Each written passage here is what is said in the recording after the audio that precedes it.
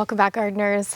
Lindsay here with the Mindful Living Movement, and I want to dive into detail today on why I top dress my garden with compost.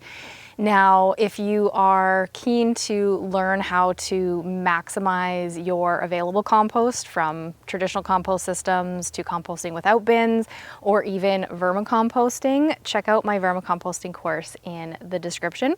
But today we're going to talk about top dressing the garden with compost. So one of the things that I do as my sort of step number 2 with garden bed prep is to try and evenly distribute all the compost that I have across the surface of my garden beds. Now, I'm aiming for 2 to 3 inches. The more you can layer on, the better. The primary reason that I top dress with my compost as opposed to mixing it in is because I like to use it as basically a mulch or a weed suppressant on the top of my soil. So I find that as long as I'm really diligent with my compost and that I'm hot composting and I'm making sure to not contribute weed seeds knowingly to my compost, it does help out immensely.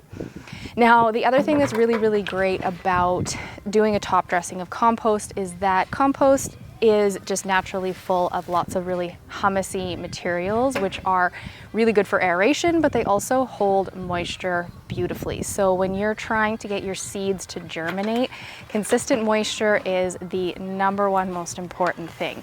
If your soil doesn't hold moisture very well and it's drying out and then you have to soak it and it's drying out, you're gonna have a much lower percentage of germination. And that's very frustrating as a gardener when you don't have good success rate with your germination. So I have found that having a good layer of compost on top helps out, just with me not being the most diligent always with watering, keeping consistent, but allowing me to still have a really good success rate with all of my seeds sprouting. So when it comes to preparing your seed bed, i.e. getting the top of your soil ready to direct sow into and using your compost, a lot of people will use some sort of a screen to, you can place this over a wheelbarrow or a bucket or whatever it is, put your compost and just sort of work it through so that all the big bits are left behind. I honestly, I really don't. I just shovel it all into buckets and I distribute evenly across the soil. As I rake it out, if there's any really big chunks, I sort of just like move those to the side.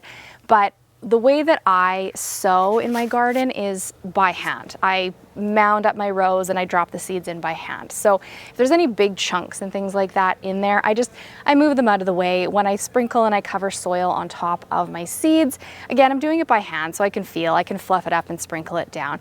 If you were using, say, like a wheel seeder where you're walking behind and you need a really consistent seed bed prep surface and you need it really even and fluffy and you don't want big chunks and random things there, then definitely make sure you put it through something to sort of sift out the big bits and just sort of get it all fluffy.